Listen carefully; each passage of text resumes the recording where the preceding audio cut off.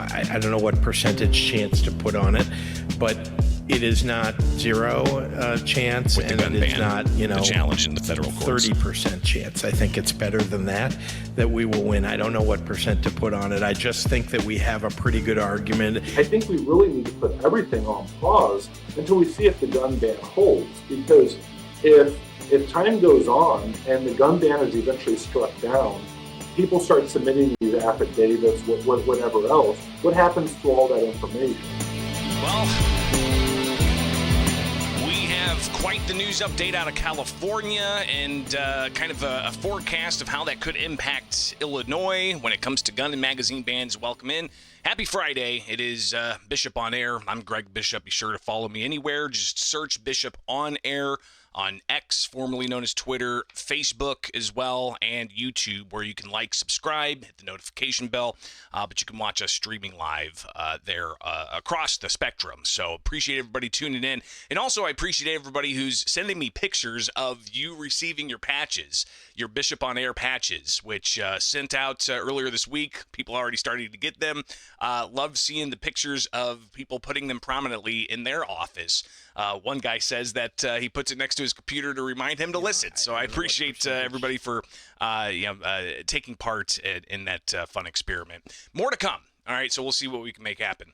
But obviously, we've got big news when it comes to the California semi-automatic ban that a judge in federal court for the Ninth Circuit, they decided to strike down California's ban.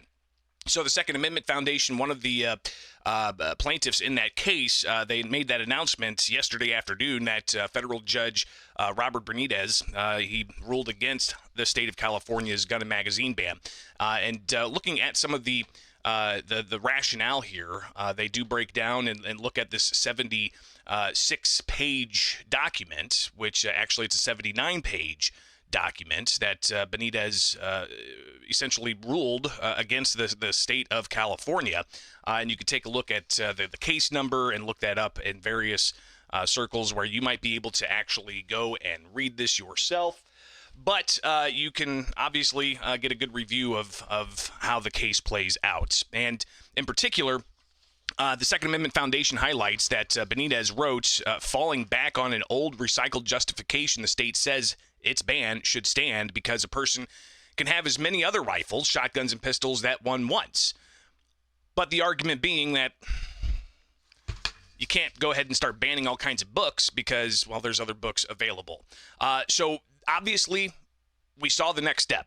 And the next step is breaking news here. Last night, the state of California decided to appeal the lower court's judge ruling. So they did have this on the docket for this particular case out of California, and it says that the appellants, in their official capacity as Attorney General of the state of California, do hereby appeal to the United States Court of Appeals for the Ninth Circuit for the circuit court's decision and permanent injunction. Because what the lower court did, Judge Benitez, he issued a permanent injunction, not a preliminary injunction, a permanent injunction, but he gave the state 10 days to reply in a possible appeal, which they did last night.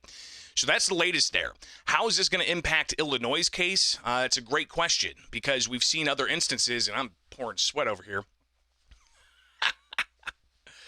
I'm still working this out, right? I'm doing the home studio thing, and I'm trying to get a good workout in the mornings, but man, that shower is just not taken. So appreciate everybody putting up with me this morning on a Friday. Hey, look at that. But regardless, how is this going to impact Illinois' gun and magazine ban? It's a great question because we've seen other instances of cases out of the Ninth Circuit being used by plaintiffs in Illinois to say, hey, there's supplemental authority in this particular jurisdiction against laws limiting Second Amendment rights, from a butterfly knife ban to the California case regarding magazines that Judge Benitez recently ruled on, to even out of Texas, a different jurisdiction, where you've got a federal judge there taking issue with, for instance, pistol braces or with other types of, unfinished lower receivers and such. Now, all those are tied up in the courts, but the plaintiffs in Illinois have been pointing back to those lower court rulings saying, hey, this is supplemental authority for the courts to consider as they think about what they're going to do with Illinois' gun and magazine ban. So what about the trajectory here? You've got, of course, the California state appealing the lower court's ruling on the gun and magazine ban there. You've got the Governor Gavin Newsom making a statement that this is why we need to have a constitutional amendment, he says, to enshrine the rights of people to remain safe. So that seems to be a recognition of sorts that you need to change the Constitution if you want to prohibit people from having firearms. So you've got Newsom doing that. Man, I am just pouring sweat. What is going on? Fantastic.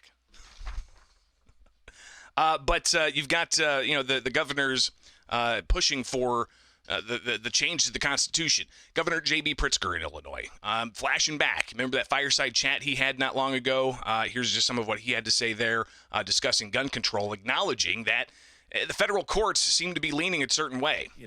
I don't know what percentage chance to put on it, but it is not zero chance, With the gun it is ban, not, the challenge in the federal courts. 30% chance. I think it's better than that we will win. I don't know what percent to put on it. I just think that we have a pretty good argument, and it's demonstrated by the quality of the bill that got passed and signed here in Illinois, and the commentary of the appellate court judges. And that commentary of the appellate court judges in the Seventh Circuit, if you recall, it was something to the effect of, just because there's a lot of these doesn't mean that, it's a popularity contest.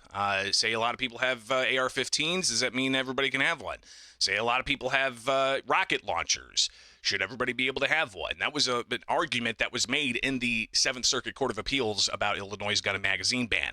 But recall, I did ask the governor right around the state fair this past summer as to, if he knew that the law would have a little bit better than a 30% chance or so of winning in the federal courts, why would he sign it? And here's what the governor had to say. Why sign the law if you had, if you know that it's a little bit better than 30% chance it would survive? I don't think that's exactly what I said. I was trying to articulate, though, that you just don't know what's going to happen in the federal courts, and that as of late, the appointees to the Supreme Court, the U.S. Supreme Court, are people who unfortunately want to take away the rights of parade goers and people who live in our neighborhoods to live safely and to not have assault weapons that are attacking their local communities.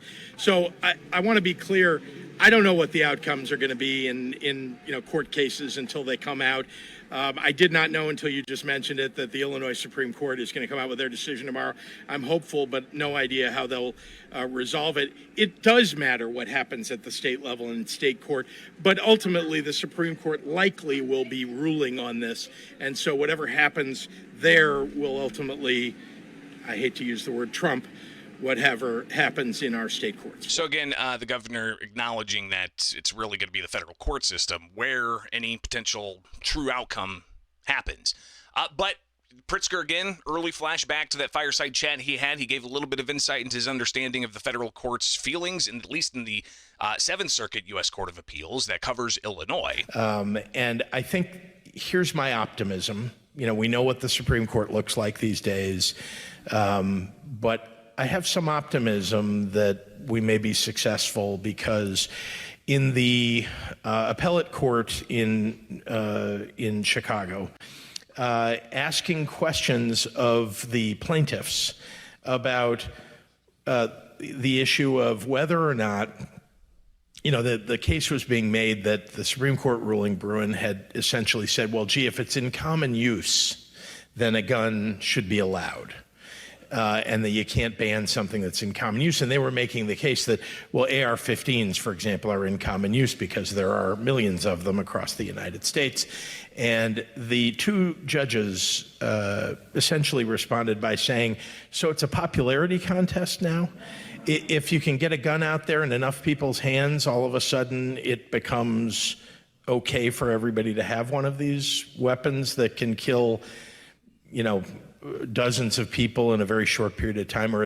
So again, the governor indicating that he doesn't want this to be a popularity contest just because there's a proliferation of certain types of semi-automatic firearms. The gun control side says that shouldn't be the impetus. And one of the things is the term dangerous and unusual, or dangerous or unusual. And a lot of people who are watching some of the other news channels out there, especially focused on the Second Amendment, will get a master class. For instance, Four Boxes Diner does a great job of breaking this down, so you can find them on YouTube. But the idea of dangerous and unusual and dangerous or unusual, and the standard is dangerous and unusual, can be something that ultimately could be restricted.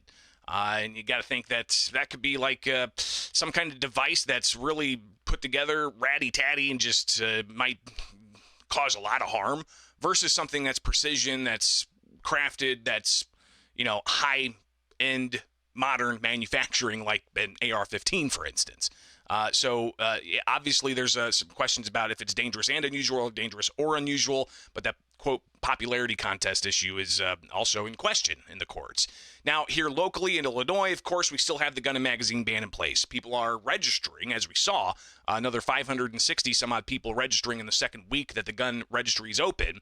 But you've got that deadline of January 1st coming, where if you don't register, you could face criminal penalties. State Senator Jason Plummer, in a conversation I shared with you earlier this week, talked about his legislation to hold people harmless who purchased weapons during a 6-day window when the federal court in Illinois enjoined the state from enforcing the gun and magazine ban. He says that you just got to put everything on hold right now, especially with how this is playing out across the country in federal courts, likely in the U.S. Supreme Court. Between, I believe it was April 28th and May 4th, a federal court ruling injunction blocked implementation of this gun ban.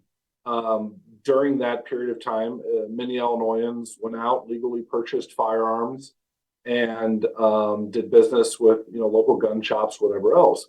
When that ruling came out, when that federal ruling came out that blocked the implementation of the law, I immediately reached out to the governor's office, the attorney general's office, the Illinois State Police.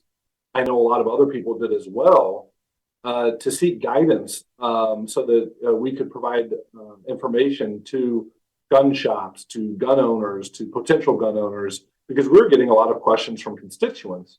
The Illinois State Police did get right back to us, and they deferred to the Attorney General.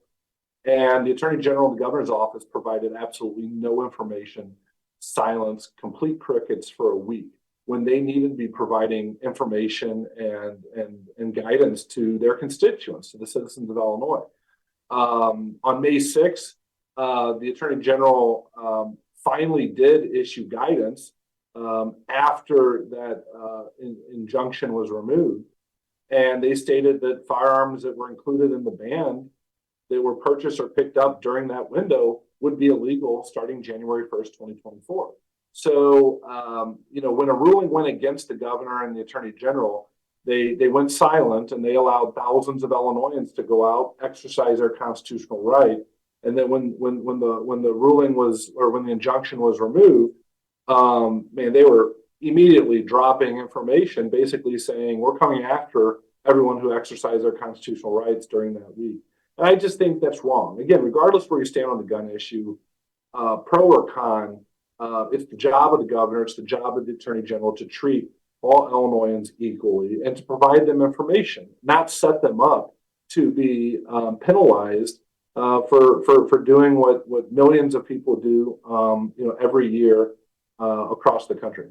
I believe the governor and the attorney general, their allies, should support this legislation so we can at least protect these people who conducted business for that period of time, April 28th to May 4th.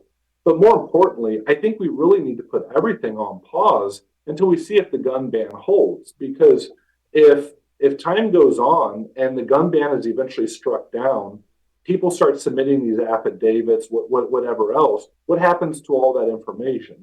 Again, that information, it would still be in databases somewhere. So people registering firearms with the prospect that the gun and magazine ban in Illinois could be struck down, not just, heading to the U.S. Supreme Court from the 7th Circuit U.S. Court of Appeals, but if they indeed rule either way, expect it to be appealed up. But you've also got a possible injunction that could happen in the Southern District of Illinois from Southern District Judge Stephen McGlynn. So we'll be watching all of that. And don't forget as well, we'll be watching what's happening with the Myers v. Kelly case. That's the FOID card case that apparently is staying in the Southern District, at least the FOID card challenge. The second count about venue limits, that's being kicked back to the state court, so we'll watch what happens there. But ultimately, there's a lot more to come on all of this. So big news, of course, yesterday out of California, a federal judge striking down the state's gun and magazine ban there. Likely that's going to be used as, hey, look over here to the 7th Circuit and see what the 9th Circuit did. Rule appropriately. That's what the plaintiffs are going to ask to try to influence the Illinois case. But also late in the evening yesterday, you had the state of California file a notice of appeal to the 9th Circuit Court of Appeals, where they ultimately are going to try to get I imagine, a stay on the injunction that the federal judge in California issued. So that's where we're at, and we'll keep an eye on that for you. Be back with more on that on Monday, no question about it. So be sure to like, subscribe, follow me anywhere. Just search Bishop on Air.